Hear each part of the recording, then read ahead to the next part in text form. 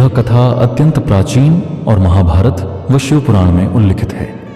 ये उस समय की बात है जब देवता निरंतर असुरों के आक्रमण से भयभीत हो गए थे और अमरावती छोड़कर भागने को विवश हो गए थे।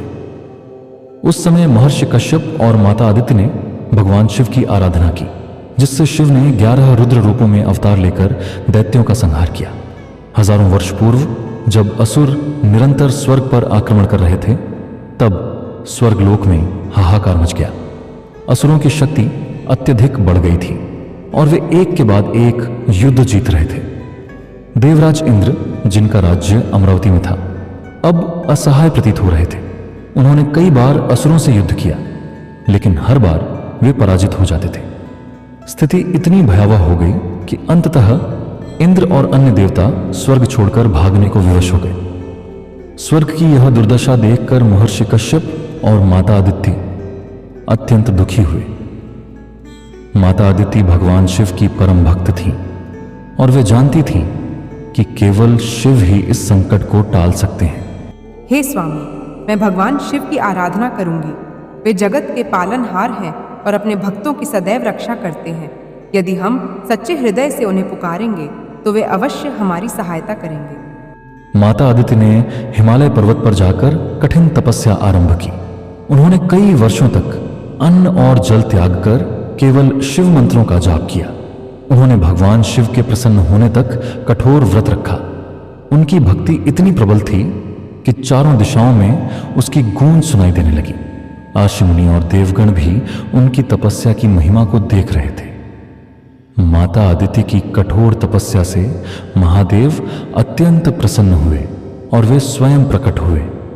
भगवान शिव ने माता आदित्य से कहा, हे देवी, तुम्हारी भक्ति और तपस्या से मैं अत्यंत प्रसन्न हूं। जो भी तुम मुझसे वरदान मांगना चाहती हो, निसंकोच मांगो।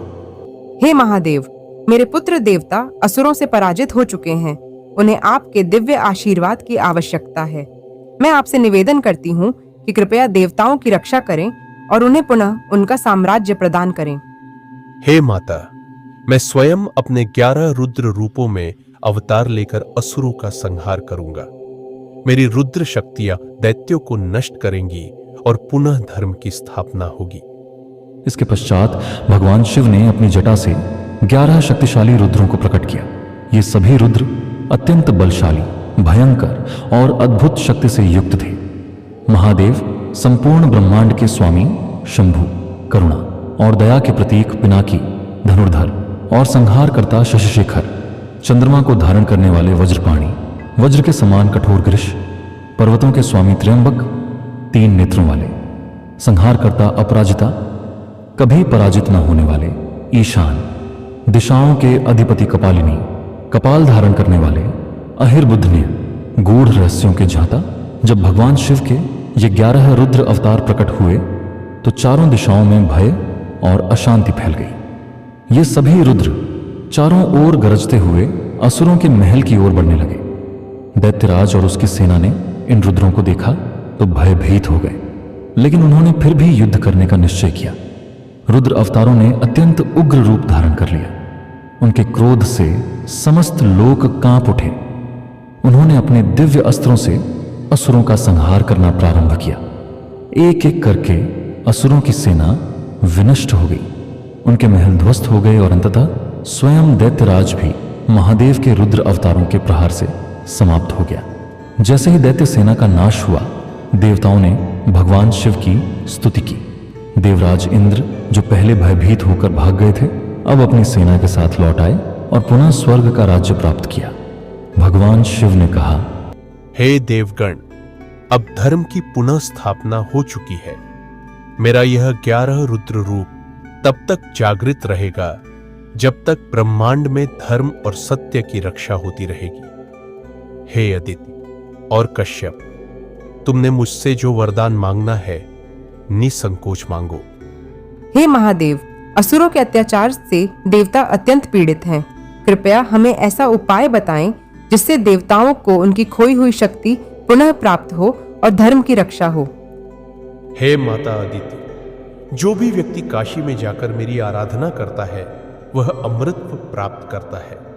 यदि देवगण मेरी कृपा प्राप्त करना चाहते हैं तो उन्हें काशी में जाकर शिवलिंग की स्थापना करनी होगी और वहां तपस्या करनी होगी। भगवान शिव ने स्वयं बताया कि काशी कोई साधारण स्थान नहीं है, यह ब्रह्मांड का केंद्र बिंदु है और यहां स्वयं विष्णु और ब्रह्मा भी आकर साधना करते हैं।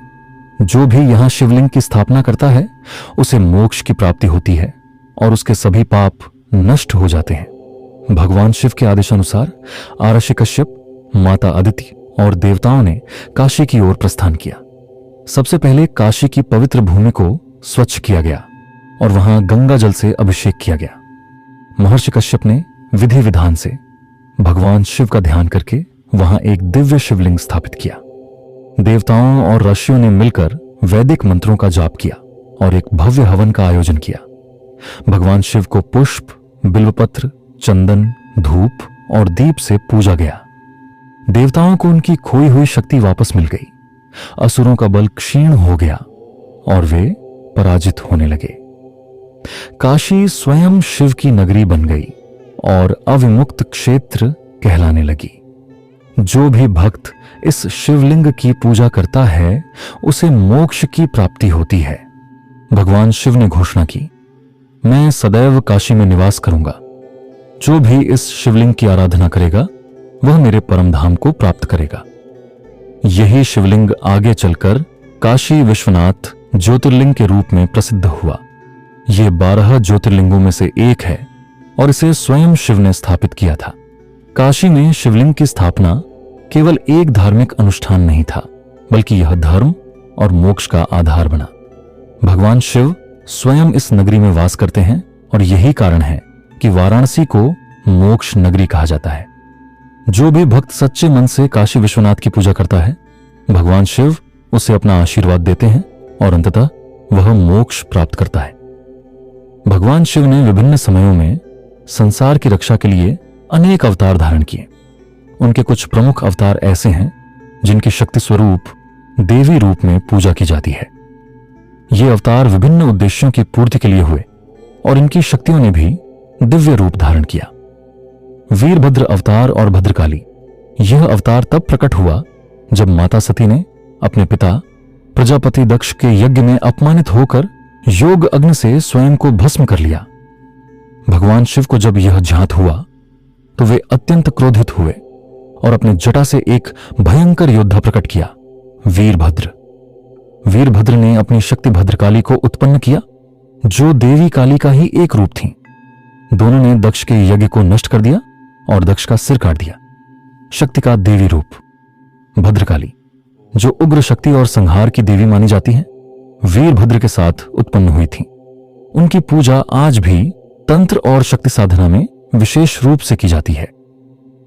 भैरव अवतार और भैरवी देवी, भगवान शिव ने भैरव अवतार तब लिया जब ब्रह्मा जी ने अहंकार में शिव का अपमान किया। क्रोधित होकर शिव ने भैरव को उत्पन्न किया, जिन्होंने ब्रह्मा के 5वें सिर को काट दिया। इस पाप से मुक्त होने के लिए भैरव ने काशी में जाकर भीख भिक्षाटन मांगी। भैरव की शक्ति रूप भैरवी मानी जाती है, जो संहार और तांत्रिक सिद्धियों की अधिष्ठात्री देवी हैं। शक्ति का देवी रूप भैरवी देवी, जो त्रिपुर सुंदरी की रौद्र शक्ति मानी जाती है, शिव के भैरव अवतार की स्त्री शक्ति है। शरभ अवतार और प्रसन्ना देवी, भगवान विष्णु के नृसिंह अवतार अत्यधिक उग्र हो गए थे और उनका क्रोध शांत नहीं हो रहा था। तब भगवान शिव ने शरभ अवतार लिया, जो एक सिंह और पक्षी का मिश्रित रूप था। उन्होंने नृसिंह को शांत किया और उनका अहंकार दूर किया। शक्ति का देवी रूप शरभ अवतार की शक्ति प्रसन्ना देवी के रूप में पूजी जाती है, जो शांति और करुणा का प्रतीक मानी जाती हैं। अर्धनारीश्वर अवतार और देवी पार्वती, जब भगवान शिव और माता पार्वती के बीच एकता और शक्ति का संतुलन स्थापित करने की आवश्यकता हुई, तब भगवान शिव ने अर्धनारीश्वर रूप धारण किया, जिसमें उनका आधा शरीर शिव का और आधा पार्वती का था। शक्ति का देवी रूप इस अवतार में स्वयं माता पार्वती शिव की शक्ति रूप में प्रतिष्ठित हुई, जो शक्ति और शिव के अभिन्न संबंध को दर्शाती हैं। गौरी अवतार और महागौरी देवी, माता पार्वती ने कठोर तपस्या की थी, जिससे उनका शरीर अत्यंत काला पड़ गया था। जब भगवान शिव ने उनकी तपस्या स्वीकार की तो उन्होंने पार्वती के शरीर को गंगा जल से धोया, जिससे वे गौरी श्वेत वर्ण वाली बन गईं। शक्ति का देवी रूप महागौरी नवदुर्गा में से एक मानी जाती है और उनकी पूजा विशेष रूप से नवरात्रि में की जाती है। हयग्रीव अवतार और भगवती सरस्वती जब असुरों ने वेदों को चुरा लिया, तब भगवान शिव ने हयग्रीव अवतार धारण किया, जिसमें उनका मुख घोड़े जैसा था। उन्होंने असुरों से वेद वापस लिए और ब्रह्मा जी को सौंप दिए।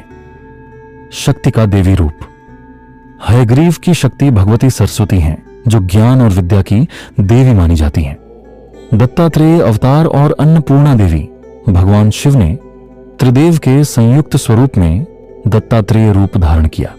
इस अवतार में उन्होंने अध्यात्म और संन्यास का मार्ग दिखाया। शक्ति का देवी रूप दत्तात्रेय की शक्ति अन्नपूर्णा देवी मानी जाती है, जो भोजन और समृद्धि की देवी हैं। किरात अवतार और दुर्गा देवी जब अर्जुन ने दिव्य अस्त्र प्राप्त करने के लिए भगवान शिव की तपस्या की, तब शिव ने किरात वनवासी शिकारी का रूप धारण किया। उन्होंने अर्जुन से युद्ध किया और अंततः उन्हें पाशुपतास्त्र दिया।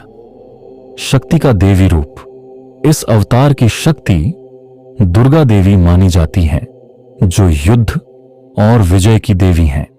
पिपलाद अवतार और संतोषी माता भगवान शिव ने पिपलाद आशी के रूप में जन्म लिया, जिनका उद्देश्य भक्तों को कर्म और धर्म का सही मार्ग दिखाना था। शक्ति का देवी रूप इस अवतार की शक्ति संतोषी माता मानी जाती है, जो संतोष और धैर्य की देवी हैं। यतिनाथ अवतार और देवी रुक्मिणी भगवान शिव ने एक बार एक सन्यासी यतिनाथ का रूप धारण किया और रुक्मिणी को परखा कि क्या वह वास्तव में श्री कृष्ण से विवाह करना चाहती हैं। शक्ति का देवी रूप रुक्मिणी स्वयं महालक्ष्मी का अवतार मानी जाती है और इस अवतार की शक्ति देवी लक्ष्मी के रूप में प्रतिष्ठित हैं। भगवान शिव के ये 10 अवतार केवल शक्ति प्रदर्शन के लिए नहीं थे, बल्कि उन्होंने जीवन और अध्यात्म का गहरा संदेश भी दिया। प्रत्येक अवतार की शक्ति देवी रूप में पूजी जाती है, जो दर्शाता है कि शिव और शक्ति एक दूसरे के बिना अधूरे हैं। शिव और शक्ति की यह दिव्य लीलाएं हमें यह सिखाती हैं कि जब भी अधर्म बढ़ता है, तब ईश्वर अपने भक्तों की रक्षा के लिए अवतरित होते हैं। भगवान शिव, जो संहार और सृजन दोनों के देवता हैं, ने विभिन्न युगों में अलग अलग अवतार धारण किए। त्रेता युग में जब राक्षस राज रावण का अत्याचार चरम पर था, तब भगवान विष्णु ने श्री राम के रूप में अवतार लिया। लेकिन रावण का संहार केवल श्री राम के लिए संभव नहीं था। इसके लिए उन्हें भगवान शिव की शक्ति की भी आवश्यकता थी। इसलिए भगवान शिव ने स्वयं श्री राम के अनन्य भक्त श्री हनुमान के रूप में अवतार लिया। हनुमान जी के जन्म के पीछे एक दिव्य कथा छिपी हुई है, जो हमें यह बताती है कि कैसे भगवान शिव ने स्वयं पृथ्वी पर जन्म लिया और कैसे उनका यह अवतार श्री राम की सेवा और धर्म की रक्षा के लिए समर्पित था। कथा के अनुसार एक बार देवर्षि नारद ने भगवान शिव की तपस्या की और कहा, हे महादेव, मैंने संपूर्ण ब्रह्मांड की यात्रा की है, लेकिन मुझे ऐसा कोई नहीं मिला जो आपकी शक्ति और भक्ति की बराबरी कर सके।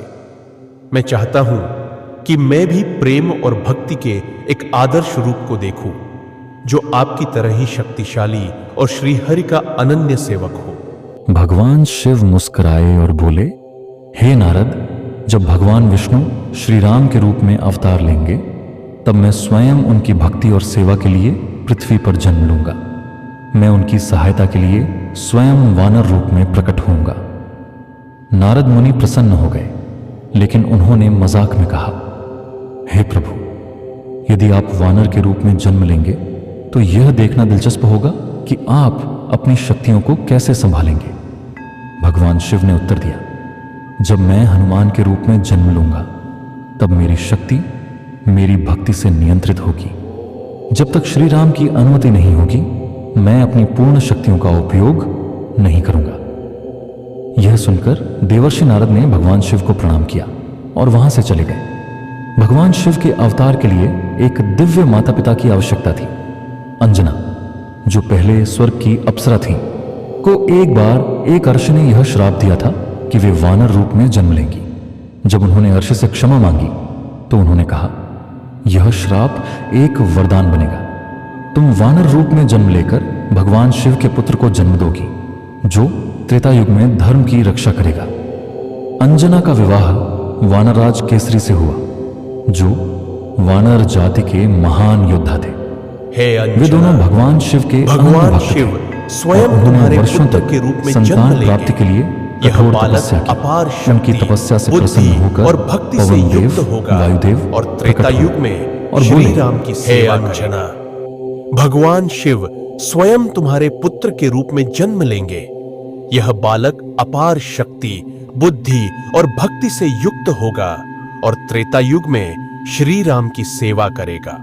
भगवान शिव ने अपनी दिव्य ऊर्जा अंजना के गर्भ में प्रविष्ट कराई। पवन देव ने अपनी दिव्य शक्ति से अंजना को आशीर्वाद दिया। कुछ समय बाद अंजना ने एक दिव्य वानर बालक को जन्म दिया, जो कोई साधारण बालक नहीं था। यह स्वयं भगवान शिव का अवतार था। भगवान शिव ने हनुमान जी के रूप में जन्म लेकर यह सिद्ध कर दिया कि भक्ति सबसे बड़ी शक्ति है। हनुमान जी केवल एक महान योद्धा ही नहीं, बल्कि सबसे बड़े शिव भक्त और श्री राम के परम सेवक थे। जय श्री राम, जय हनुमान।